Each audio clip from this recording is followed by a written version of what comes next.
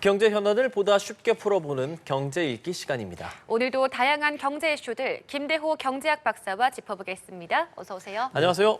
반갑습니다. 예, 저희가 며칠 동안 얘기했었던 그 철강, 알루미늄 25% 관세 부과 이 부분에 대해서 미국이 이제 한국에 대해서 이제 오늘부터 시작을 하는 것으로 보입니다. 관련 내용 좀 전해주시죠. 그렇습니다. 드디어 한국 시간으로 오늘 오후 1시부터 미국이 한국에 대해서 철강 관세 25% 관세 폭탄을 이제 시작했습니다. 예.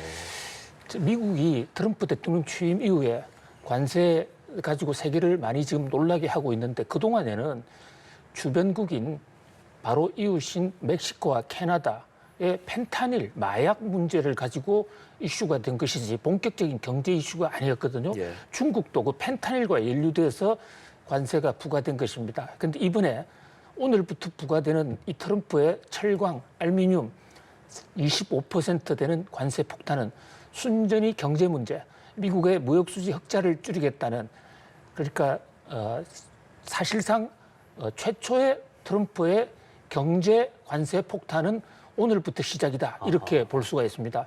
그 첫날 우리나라도 예외 없이 관세 폭탄을 이제 맞게 됐습니다. 예. 25%라는 관세가 더 올라가는데요. 이게 한미 FTA가 우리는 오래전부터 체결되어 있습니다. 한미 FTA 따른다면 서로가 지금 관세를 한 푼도 안 물리게 되어 있습니다. 그렇죠. 철강은 관세 제로예요. 그런데 이 한미 FTA라는 양국의 합의도 이건 모르겠다. 그것은 그거고 오늘부터 무조건 내라. 자, 트럼프 1기 때는요. 바로 똑같은 철강 관세 25%를 때리는데 한국에 대해서는 이 한미 FTA가 체결되어 있는 나라니까 일정 금액까지는 쿼타를 줘서 그 안에서는 0% 하고 그 이상은 수출하지 마. 이래서 한미 간에 타협이 됐거든요. 예. 이번에는 그 타협도 없습니다. 이제 드디어 관세는 시작됐다 이렇게 볼 수 있습니다. 예, 지금 말씀해주신 그 쿼터제가 사실상 폐지가 된 거잖아요.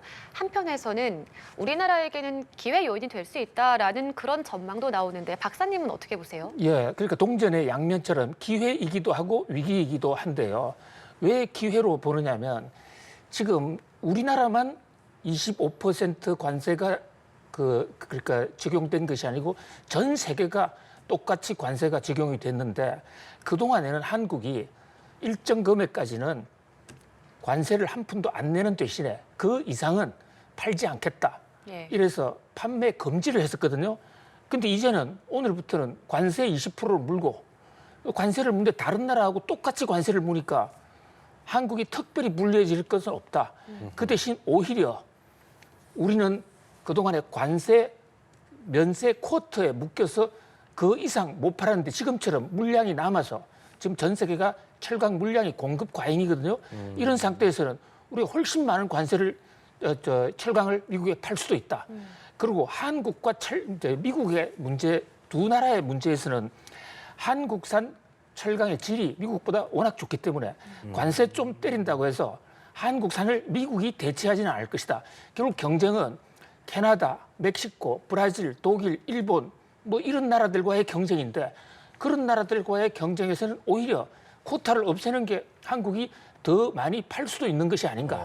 이런 어떤 뭐 이것은 우리가 앞으로 어떻게 하기에 따라서 달라질 수가 있는데 결국 중요한 것은 이제 품질이겠죠. 그렇겠죠. 우리 품질이 우수성을 인정받는다면 더 나아질 수도 있습니다만은 그러나 미국이 여기서 거치지 아니하고요. 관세 철강을 더 올릴 수도 있다고 지금 협박을 하고 있기 때문에 예.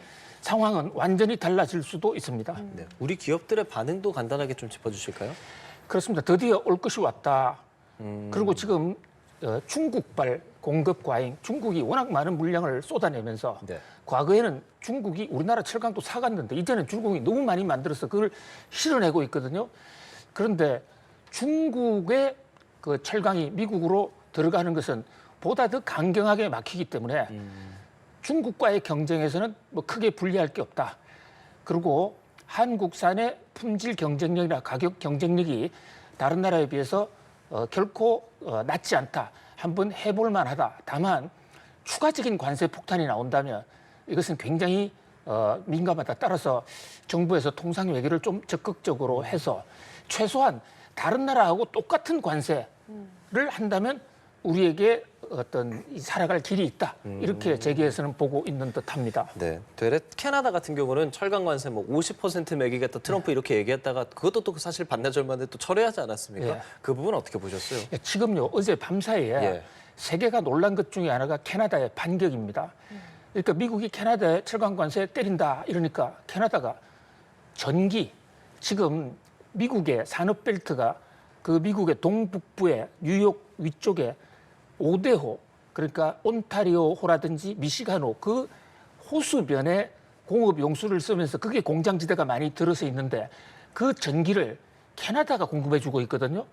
미국이 전기량이 공급량이 충분하긴 하지만 그 지역 오데호 지역에 있어서는 공급량이 부족해서 캐나다에 의존하는데 관세 폭탄을 트럼프 대통령이 때린다고 그러니까 예. 그래 하면서 온타리아 주지사가 우리 전기 미국에 전기 주는 그 전기 요금 25% 할증 폭탄을 터뜨리겠다.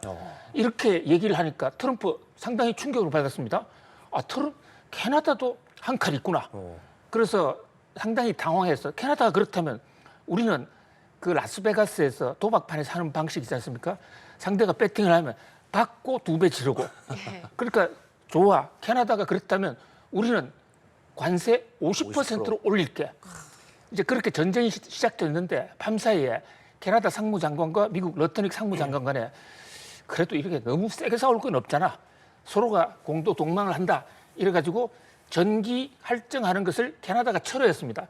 그러니까 트럼프 대통령도 그렇다면 나도 관세 철회할게. 그야말로 고무줄 관세. 트럼프 마음대로 관세라고 볼 수 있겠습니다. 그런 오락가락 행보에 사실은 증시는 정말 더 오락가락하지 않습니까? 증시 상황도 좀 짚어주시죠. 그렇습니다. 이 경제학에서요. 예. 불확실성. 앞이 어떻게 될지 모르는 것은 아무도 투자를 못하고 생산도 못하게 되는 그런 상황. 그래서 불이 났다든지 홍수가 빠졌다든지 그러면 보험 들면 되고 또 위험이 있으면 위험을 해칭하면 되는데 불확실성은 어떻게 될지도 모르니까 아무도 그냥 깜깜이 속에서 우왕좌왕하게 되는데요. 실제로 지금 뉴욕 증시 이틀 동안 상당히 큰 조정을 받았고요. 조정을 받는 것뿐만 아니라 그 순간순간 시간대별로 보면 30% 떨어졌다가 20% 올랐다가 10% 그야말로 롤러코스터거든요. 이런 정신없는 그냥 한마디로 케이오스, 혼돈의 상태가 이어지고 있다. 이렇게 볼 수 있겠습니다. 예, 지금 미국에서 한국 이야기가 한 가지 더 나오고 있는 게 그 소고기에 대한 이야기거든요. 한국산 소고기의 원령 제한을 풀어달라라고 요청했는데 이게 어떤 내용입니까? 드디어 올 것이 왔다. 이렇게 재계에서 지금 굉장히 우려스러운 반응인데요. 우리가 미국과의 관세 협정에서 가장 좀 아픈 대목, 무서운 대목이 바로 쇠고기 부분입니다. 예. 한 10여 년 전에 당시 이명박 정부 때 광우병 파동, 미국산 쇠고기를 그랬죠. 우리가 수입하기로 한 것에 대해서 국가가 한번 뒤집어진 적이 있지 않습니까? 네. 그때 한미 간에 타협을 하기를 광우병 위기는 나이가 오래된 늙은 소일수록 광우병 가능성이 높으니까 탄생 30개월 넘은 소고기는 한국에 수입하지 않는다. 예. 이렇게 2008년에 한국과 미국 간에 합의가 돼 있습니다. 그런데 이것을 미국의 쇠고기 업자 NCBA라는 게 전국 쇠고기 협회인데요. 여기서 미국 무역대표부 이것은 백악관 직속입니다. 트럼프 대통령 직속인데 여기다가 공문을 보내서 이것 좀 해지해달라. 쇠고기 나이가 많든 적든 미국산 쇠고기는 광우병에 안전하다. 그런데 한국은 이거 막고 있다. 이거 풀어라. 이렇게 얘기를 하면서 만약에 이거 안 풀면 한국에 대해서 보복을 해서라도 좀 해달라. 미국 언론에서는 우선 1차적으로 한국에 보복을 하는 게 철강 관세 한국에 25% 지금 이미 때렸는데 예. 거기 받고 플러스 25%포인트 더 하자.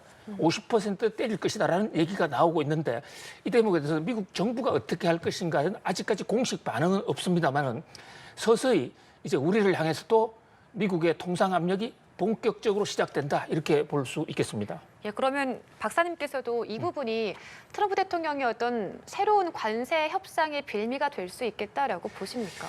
그렇습니다. 트럼프 대통령은 상호 관세 4월 2일부터는 미국의 상대방이 미국에 대해서 불공정하게 하면 우리도 똑같이 갚아주겠다. 이에는 이, 눈에는 눈. 그래서 경제학계에서는 이것을 타리오의 법칙, 탈리오 관세라고 부르는데요. 그 탄력 관세의 핵은 두 가지입니다. 하나는 한국이 미국에 대해서 관세를 높게 때리면 미국도 관세를 높게 때릴 거야.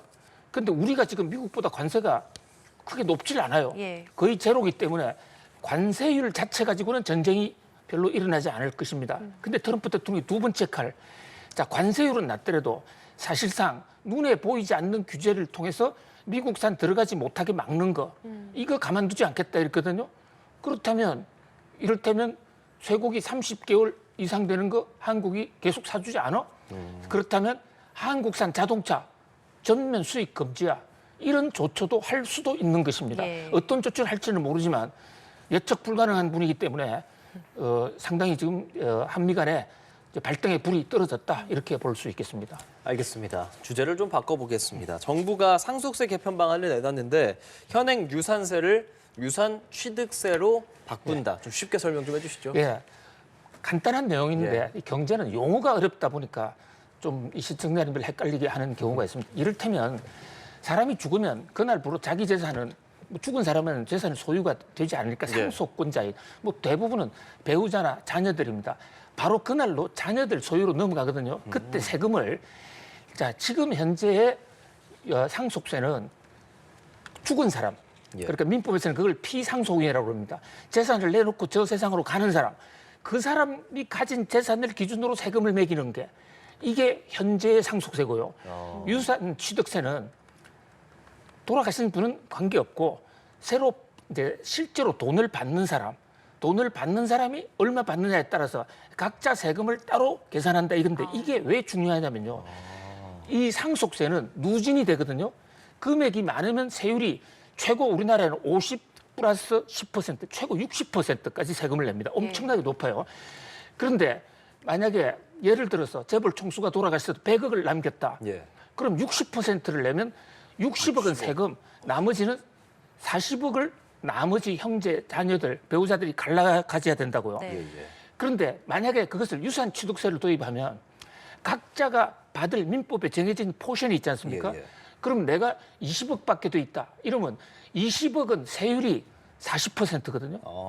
그러니까 각자가 20억씩 받으면 각자가 40%씩 내니까 훨씬 공제가 많아지고 세금을 적게 내는 것이에요.